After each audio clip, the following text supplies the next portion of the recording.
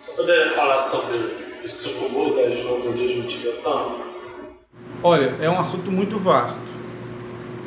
Não é no budismo tibetano, é no budismo em si, entendeu? Mas é mais no budismo Mahayana, né? Teve uma coisa fácil para entender. Aonde está Buda Shakyamuni? Centro. Hã? Centro. No centro? Não, tem a estátua dele ali. É.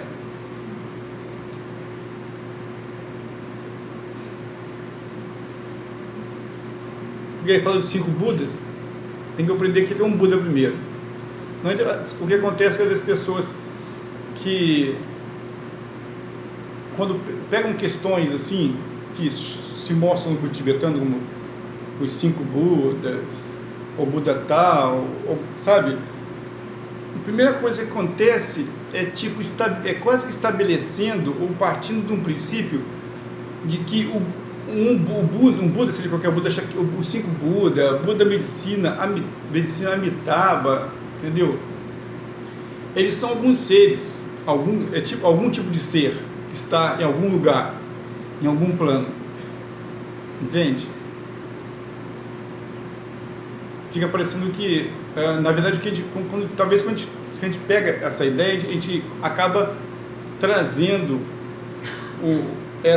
esse aspecto iluminado para um nível meio mais inferior. A gente desce para o lado, tira eles da cobertura e traz isso para o primeiro andar, entendeu?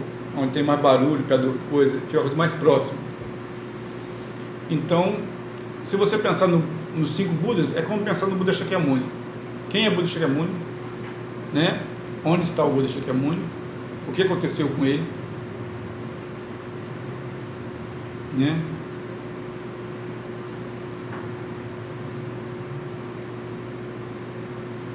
Aí você pega um dos Budas, dos 5 Budas, né? É um Buda Amitabha que está ali, naquela tanca ali, ó, vermelha. Aí você tem Vairochana, você tem Akshobhya, tem Ratnasambhava, né? Já falei 5. Falta no 1.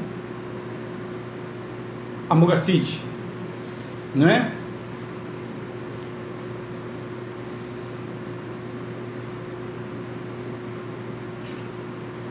No fundo, em aparência, eles são como Budas, os seres iluminados, cada um tem sua terra pura, não é? Se você for no nosso site lá, você tem um texto chamado O que é a Terra Pura, os Budas, e que é a Terra, os reinos impuros de Sansara. Ele tem descrição de todos esses 5 reinos, todas essas terras puras, né? Enquanto de um lado assim, dualístico, porque nada mais que todo o universo, de acordo com Tantra Kalachakra, né? Todo o universo nada mais é do que um reflexo do nosso próprio sistema de corpo, tanto físico como psicofísico, como os canais, chakras e tudo anda em conjunto, é como um reflexo muito grande, isso tudo. Você pode pensar de outra, dentro desse sistema, os 5 Budas nada mais são do que os nossos próprios 5 skandhas, entendeu?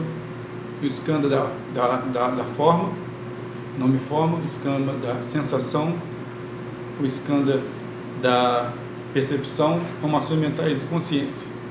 Enquanto não reconhece esses 5 agregados como sendo esses 5 aspectos iluminados, 5 atividades, nem atividade não, mas digamos assim, 5 aspectos mesmo, 5 qualidades iluminadas, a gente só lida e reconhece eles como sendo os 5 skandhas. Entendeu? E aí, os 5 Budas ficam lá e nós ficamos aqui. Quando a gente reconhece que esses 5 skandhas, quer dizer, sabe, montes, amontoado. Você pega um amontoado de coisas aqui, amontoado aqui, tem 5 amontoados. Eles se juntam, né? Eles dão o aspecto de que, eles dão a impressão que existe uma identidade de um eu. Porque se for falar de uma forma como um estudioso do misticismo, da mitologia budista, que mitologia budista só existe para quem não é budista ou para quem é estudioso, historiador do budismo. Para um budista, um praticante, não existe mitologia budista, não é? Que vê isso como mitologia, vê isso como se fosse, ou como eles falam, eu não tenho a mínima ideia do que quer dizer isso, mas se fala em psicologia, que são os arquétipos, uma coisa assim. Eu não tenho informação nessa área, então não sei o que é, mas sim, tento compreender, acho que compreendo um pouquinho como é que é, ou como que é essa ideia, entendeu? Essa visão dos 5 Budas. Porque, no fundo, nós somos Budas, entendeu? Não reconhecido por nós mesmos. O dia que nós desenvolvemos ou desabrocharmos 100% das nossas qualidades e capacidades, isso quer dizer que todo o eu for destruído, todo o aspecto de confusão for eliminado e sobrar só Rikpa pura, ou Vidya pura, sabedoria pura, a realização em se despertar, nós estaremos o Buda. A mente é Buda. Quando essa mente, esse aspecto iluminado, ele atua, ele vai atuar com um movimento, vai atuar com essa ação, ele se manifesta.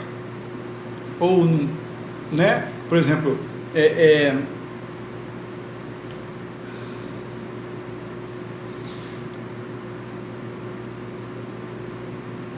digamos que nós, durante a nossa caminho até chegar à budeidade, a gente tem um específico tipo de atividade, porque nós não conseguimos abranger todas as atividades, né? Tem uma atividade, e quando se manifesta essa atividade de Buda, ela vai ser manifestada de uma forma específica, de acordo com a necessidade de cada um, né? E aí, por exemplo, se você tem uma atividade, a base é a compaixão de todos, certo? Sabedoria e compaixão. Challenge, por exemplo, né, é compaixão, mas tem challenge ali de branco. Automaticamente, se você vê a cor branca da atividade, é pacificação, que é o Buda Vairocana. Mas tem challenge vermelho ali, certo? Que é a atividade de magnetizar, que é o Buda Amitabha, a atividade em si. Então, por isso se colocou cores nos 5 Budas para poder representar esse tipo de atividade quando se manifesta. A base é uma só, mas a atividade é outra. Entendeu? Pode vir que apareça challenge azul, eu nunca vi, mas pode vir. A compaixão na forma de purificação, ou amarelo na forma de como enriquecimento. Então você vai ter, às vezes, divindades de um certo um Bodhisattva, um Idam, como Vajrayogini ou Tara, que vão ter vários tipos de cores diferentes, e ao princípio é o mesmo, a atividade que é um tipo de atividade. Então essa atividade tem esses 5 tipos de atividade. Nós temos 4 tipos de atividade, né, e com 5 aspectos de Buda. Você tem atividade de pacificação, né, branca, atividade de enriquecimento, magnetização e atividade de irada, certo? E quando você vê a mandala que eu digo assim, é um círculo, você tem a divindade e tem algumas divindades em volta. Geralmente tem a central. A central é aquela que vai incorporar aquelas 4, independente de que cor que seja. Por exemplo, né? Vai incorporar as 4. Por exemplo, você tem ali Chalice vermelho, ali. Aí você tem as 4 divindades em volta deles com as 4 cores também, certo? Como essa atividade vai se desenvolver. Então, cada um desses Budas representa uma atividade. Vairochana, na verdade, que é o central, que é o branco, ele vai representar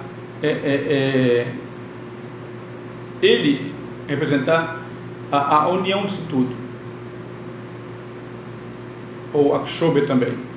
Porque a Kshobe é azul, então é a atividade de purificação, pacificação através da purificação, né?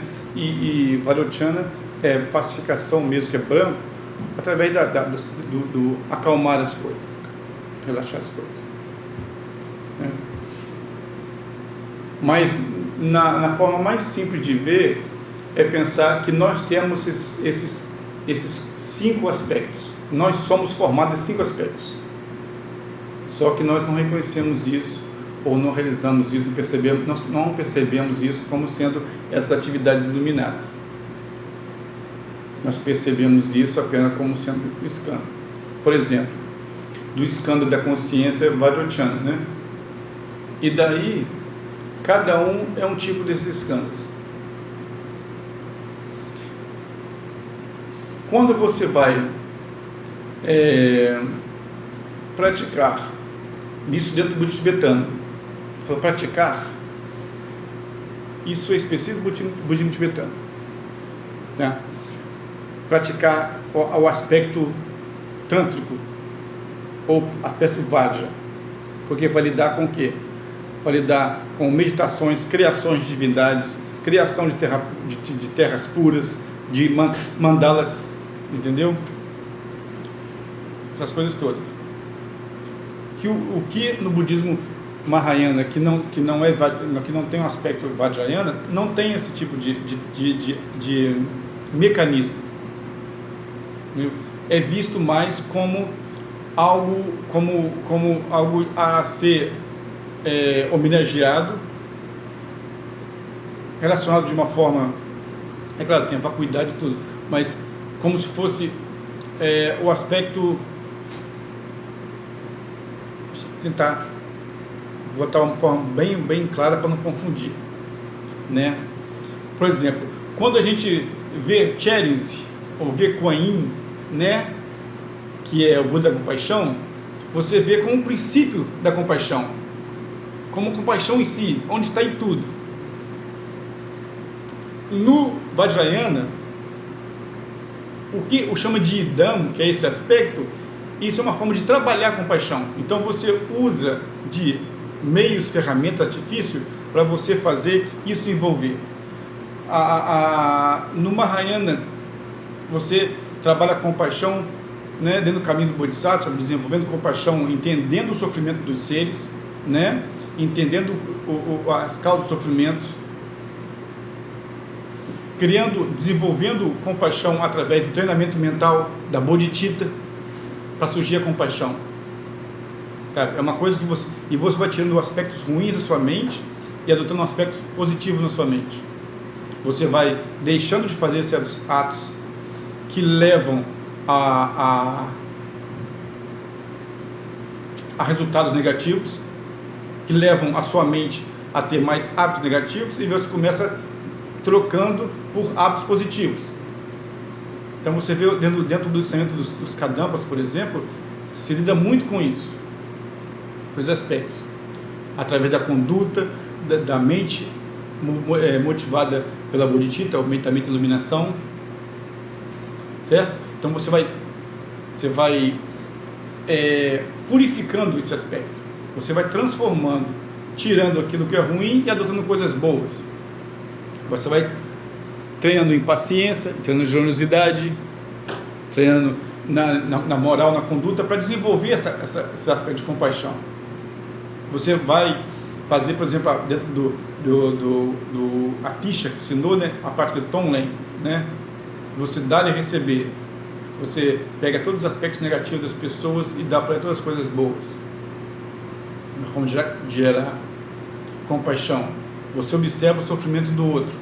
Você entende porque que o outro sofre. Você tenta abarcar todos com a mente altruísta, mudando seu aspecto mental, certo? Sendo cônscio da palavra, usando palavras gentis, desenvolvendo compaixão e tudo, certo? São vários métodos. Entendendo, saber como você fala. Aí você pega isso, como você vai desenvolver isso dentro do Vajrayana? Isso é uma coisa que você pode fazer no dia a dia. No Mahayana você faz no dia a dia. Se não é só sentada, você vai meditar, né? Shamatha, Vipassana. E no dia a dia você vai contemplar. Você senta também para contemplar sobre isso. No dia a dia você vai contemplar e lidar com isso, né? Vendo todos os seres que têm natureza de Buda, têm os mesmos problemas que você, eles também precisam de ter oportunidades para poder desenvolver. Agora, no Vajrayana, é uma parte que você vai trabalhar enquanto estiver sentado. Por exemplo, no Mahayana, você vai adquirir compaixão. Você vai tirando as coisas ruins, vai botando coisas boas e vai galgando o caminho. Supostamente você é uma pessoa impura que vai purificando, vai adquirindo hábitos bons, sabe? Pensamentos positivos sim, de benefício. E você é uma pessoa que vai chegando de um nível até outro. Que nem, por exemplo, sabe que o caminho Mahayana você tem lá o caminho da acumulação, da junção, da visão, e assim vai percorrendo através de treinamento mental. Então você é uma pessoa que é totalmente confusa e que não tem compaixão, precisa desenvolver, treinar sua bodhicitta, treinar sua compaixão. No Vajrayana, você usa uma técnica diferente. Você vai sentar através da grande motivação do tomando refúgio, da mente totalmente unifocada e, como se fala, 100% centralizada na devoção com o guru, com o mestre, com o que está fazendo, com o caminho, com a linha, com tudo.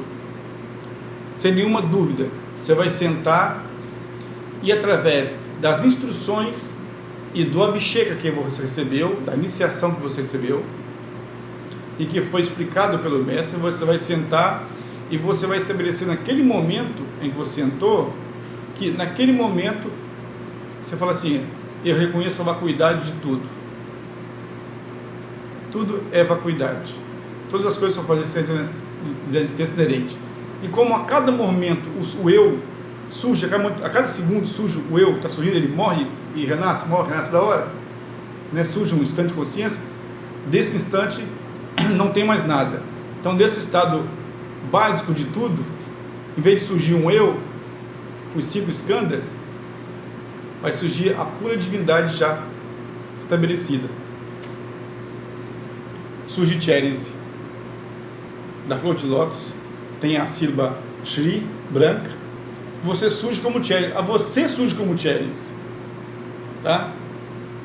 Nessa prática criação que a gente faz, a gente não surge como Cherence, mas por exemplo, a Tara.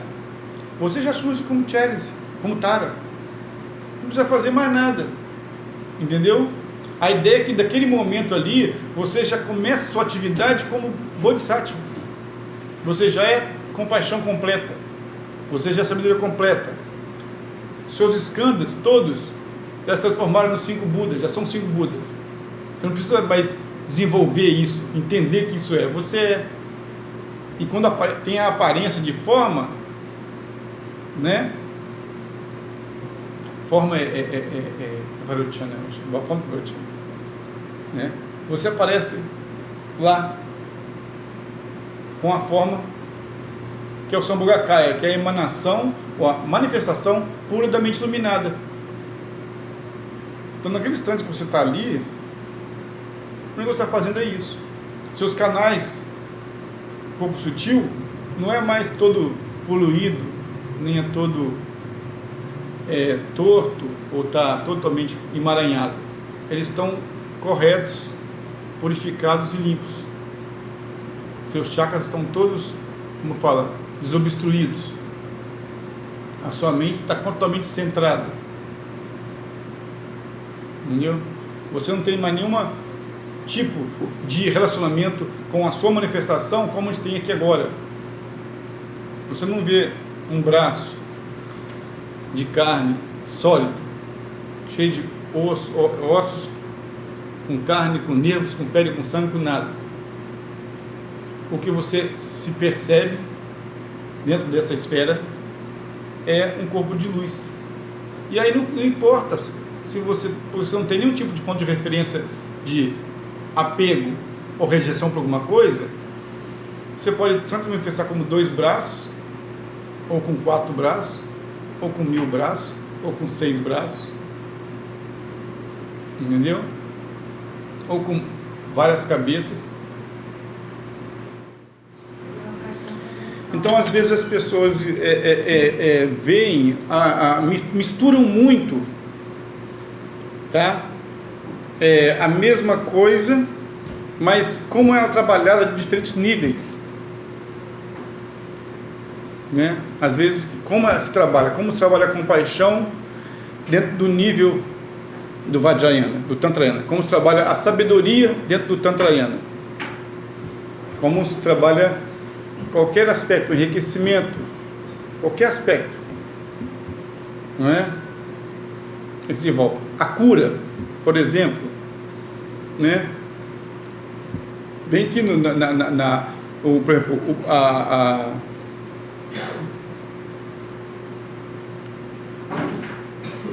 o Buda Medicina, você tem muitas, tem os sutras, que o Buda Medicina veio do sutra, não é um pensamento que veio do Tantra. Os chineses fazem muita puja, né? Oferenda que com eles faz as pujas por causa de trazer todo tipo de cura, tem as cerimônias, toda aí relacionada a isso. No Vajrayana também tem, mas embutido com isso, você tem todo esse aspecto de transformação. Você não acumula, né? Você está acumulando mérito de fazendo coisas para poder realizar aquilo que você não é. No Vajrayana, você vai meditar no Buda Medicina, de uma hora para outra você é o Buda da Medicina, dentro do palácio, com todo o séquito. E aí vai começar a funcionar nessa base já. Entendeu? Então a ideia de que você atua tanto assim, até que um dia sua mente totalmente só percebe isso, ela se desconectou totalmente fora, quando você sai da almofada, ela desconectou totalmente do aspecto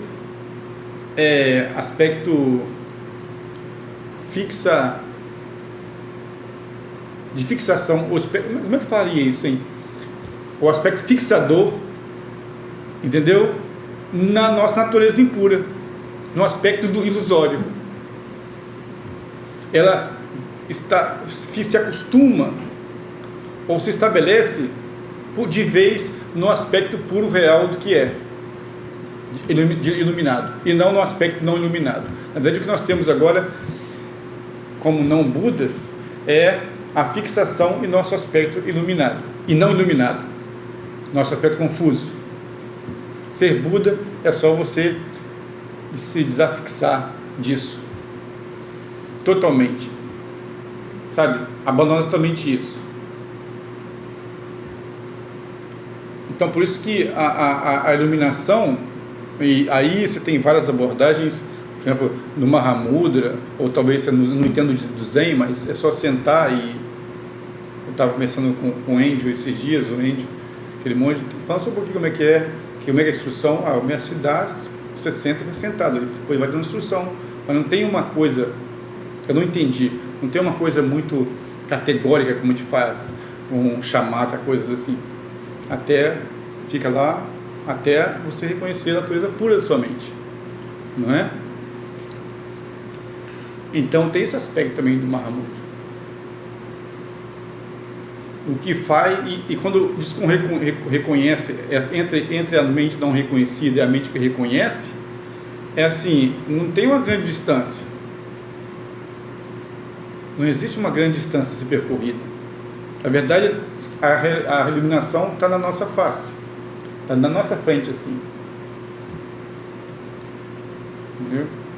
Então, o que faz no Vajrayana é esse tipo de trabalho. E quando você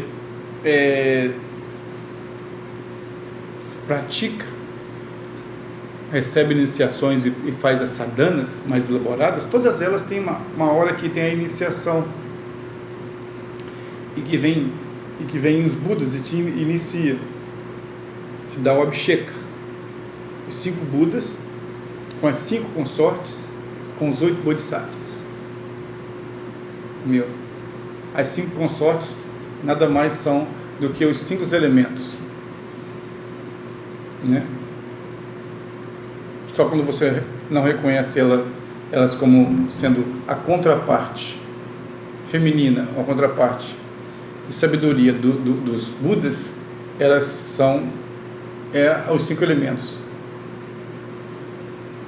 E aí, dentro das grandes tantas, você recebe essa iniciação. É como que você estabelecendo, a iniciação Abhisheka, que eles colocam dentro de você todas as bênçãos, todo o poder. Quer dizer, você está, naquele tempo, você não está recebendo uma coisa de fora, você está reconhecendo e estabelecendo a natureza de cada um dos seus skandhas e a natureza de cada um dos seus 5 elementos. Para você não ter nenhum tipo de fixação na natureza impura, confusa desses aspectos. De uma forma externa, né, como foi ensinado pelo Buda Shakyamuni, a terra do Buda Amitabha fica a oeste, certo? A oeste de onde? Pelo sol, né? Pelo sul. Hã? Pelo sul de Amida, o da Shakyamuni diz para direcionar o pôr do sol. Em que fica o oeste? Porque na ideia do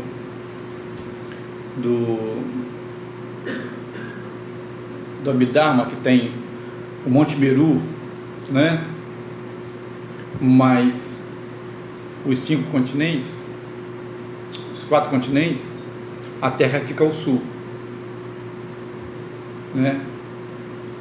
A leste fica o Lupapô, e a oeste que fica chama Balanchô. Então é na hora do oeste.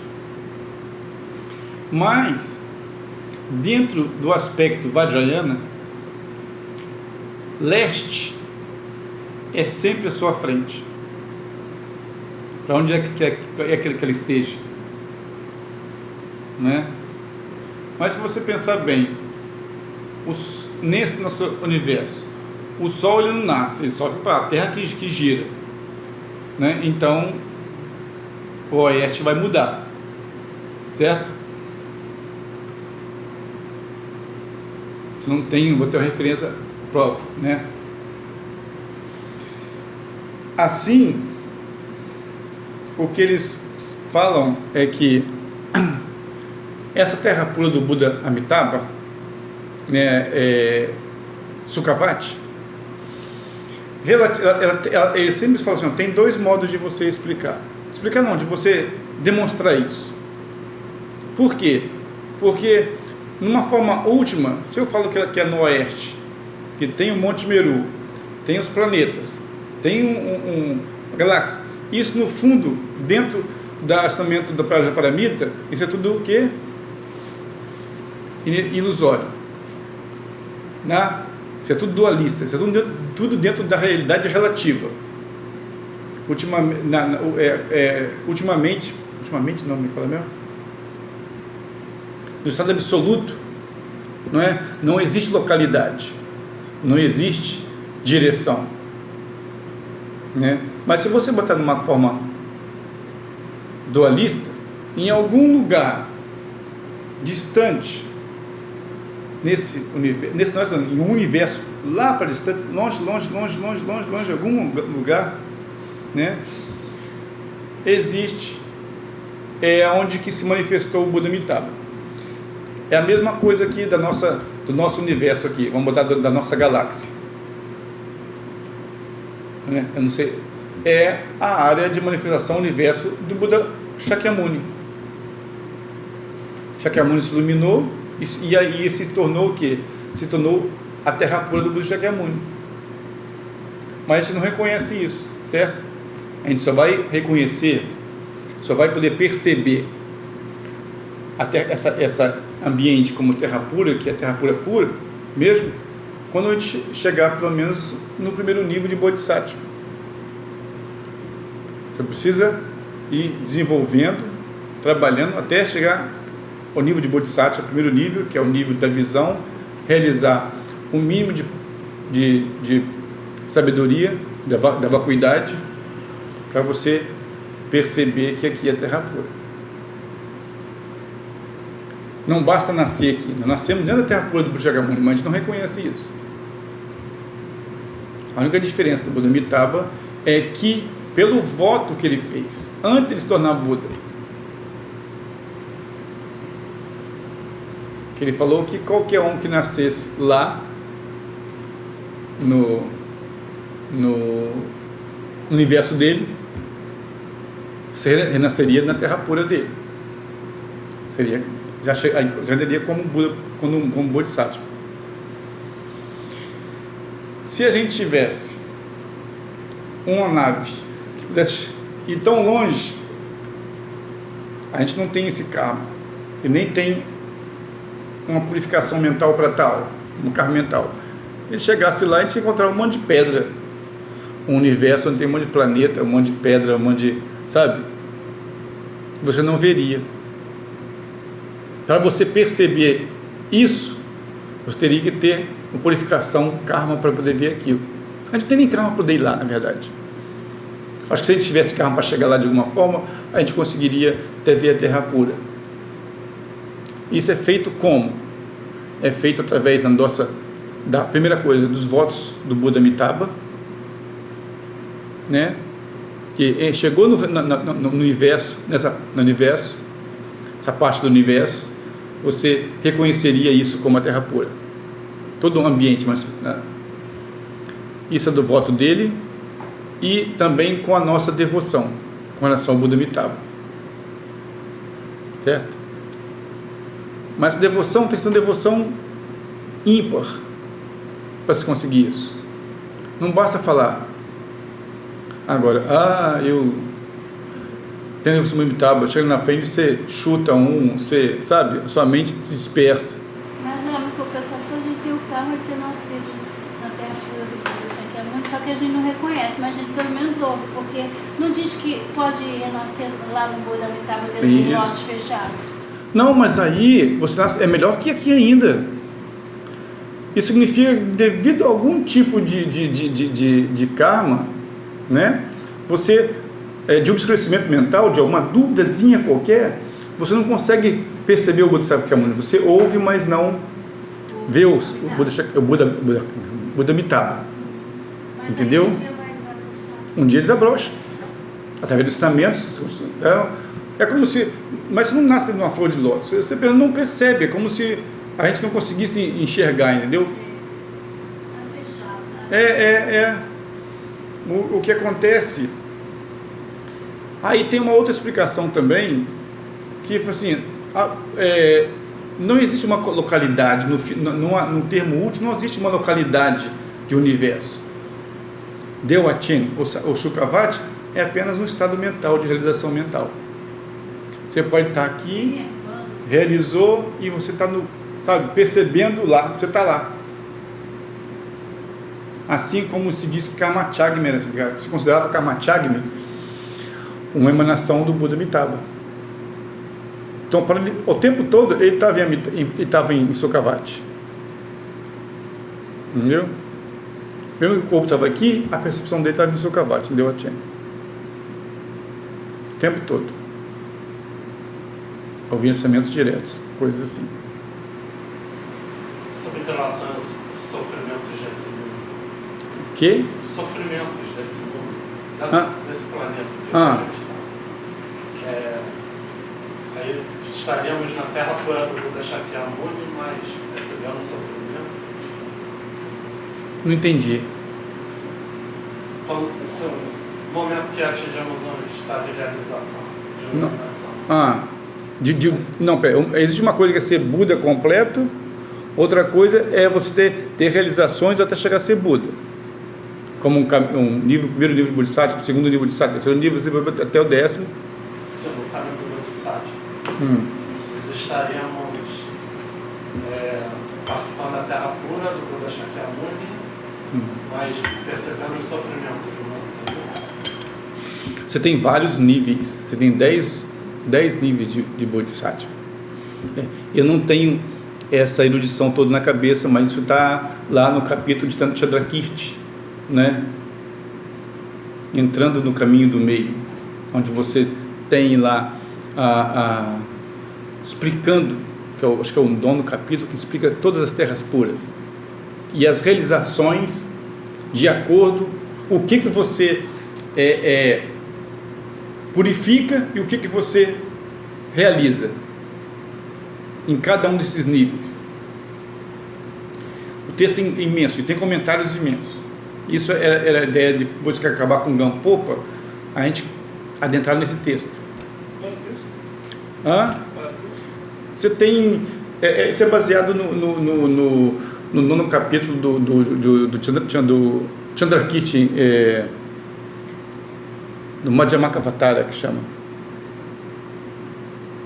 Entrando o portal do caminho do meio, que é o 9º capítulo, que lida só sobre isso. Então dá a explicação do primeiro nível de Bodhisattva até o 10º nível de Bodhisattva, cada terra pura, entendeu? E aí, por exemplo, eu falei com vocês, eu tenho um comentário desse tamanho assim, do 8º Karmapa nesse capítulo, e tem um outro comentário também desse tamanho, do 9º Karmapa, comentando o comentário do 8º Karmapa nesse capítulo, elucidando mais ainda. Eu tenho até a Carruagem dos Afortunados, é um texto, esse texto do 9º Karmapa é muito bom, e tem um DVD do Khepo Sutra Indiano, que eu gostaria até depois, se a gente pudesse traduzir ou legendar ele, eu estou falando isso com uma coisa, poder sentar e fazer sessões, porque ele é muito bom. Você segue com texto, com livro, ele faz algumas partes de cada uma delas, sabe? E dá explicações em cada nível, entendeu? Então, em um nível de Bodhisattva, você vai ter uma purificação e uma percepção. No outro nível para frente, uma purificação e uma percepção diferente, mais cada um sutil. Mas entra num campo tão sutil, sabe? Que fica difícil para você, nós daqui, até entendermos. Por isso que tem tanto comentário de mestre que conhece a realidade, para poder explicar aquilo direitinho. Qual é a diferença de uma coisa e outra? Se ele percebe uma coisa, se ele não percebe outra. Se ele está sujeito a uma coisa, se ele está sujeito a outra. Apesar de ter percebido a vacuidade, o que ele ainda está sujeito a isso? Fica um eu, né? Diz que ele elimina por completo todas as emoções negativas, como um arhat, né? A eliminação total no 7º nível, né? Mas ainda ele mantém algum tipo de karma, porque o arhat elimina todo o karma, para poder continuar se manifestando, renascendo, para o benefício dos seres. Mas entra num nível tão grande de sutilidade do que a mente, né, esse fluxo mental, porque nós estamos às vezes pensando ou equalizando a mente de um Bodhisattva com a nossa percepção. Imagina como você não percebe o mundo mais como ele é, entendeu? Você não percebe a você mais como você é. O que surge de pensamentos daí? Quais motivações que surgem daí? Que esfera você está interagindo dentro do seu mundo? Porque nós sabemos que todo o universo que surge e que nós habitamos, surge da onde? Da nossa mente, certo? As coisas são assim por causa da nossa mente, estabelece assim. Quando essa mente ela começa a ver e a perceber, a realizar toda a vacuidade, toda a realidade como as coisas são, o que surge daí? Quais são as manifestações que surgem? Como é que essa mente funciona? Se ela entendeu a vacuidade e se ela transcendeu o apego e a aversão. Mas a diferença é que ainda existe, desde o começo, uma força motriz que é a bodhicitta. Então, diz que cada nível dos bodhisattvas, você treina em um tipo de paramita.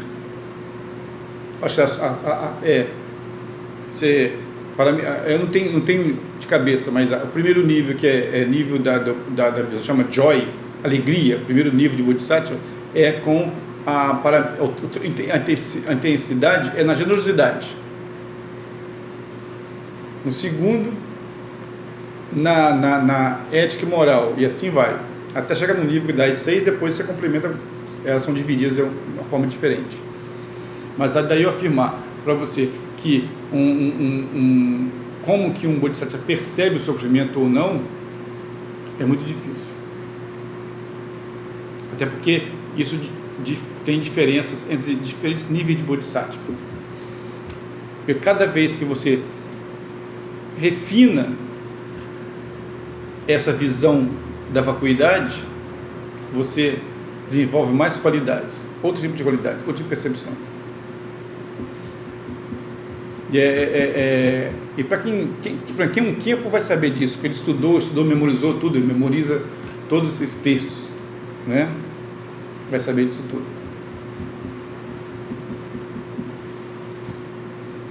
Dentro do Mahamudra, por exemplo, isso é dividido em yogas, as 4 yogas. Não é os 5 caminhos. Esses 5 caminhos, acumulação, junção, aplicação, visão, né, meditação e de realização, é do Mahayana. No Vajrayana, no Dzogchen não tem, mas no Mahamudra e primeira yoga do Mahamudra, que é da unifoco, unifocado, segundo, da simplicidade ou não elaboração, terceiro, um só sabor, e quarto, de mais não meditação. E cada uma é dividida em 3, uma básica, uma média, uma...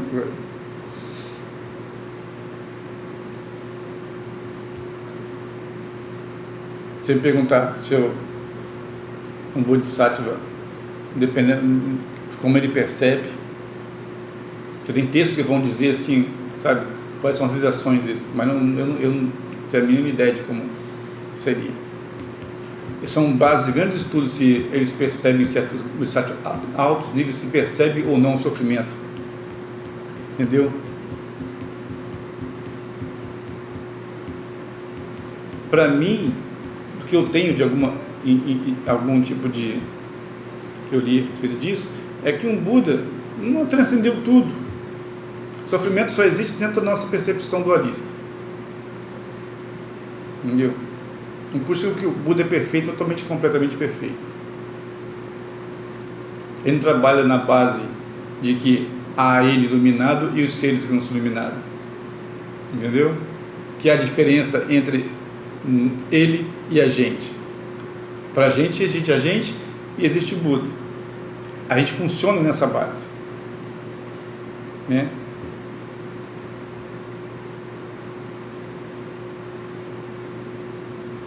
Para um Buda, eu acho que não funciona nessa base, porque não tem nem mais um eu que observar. Até o Bodhisattva, assim, até lá em cima tem uma coisa muito finíssima.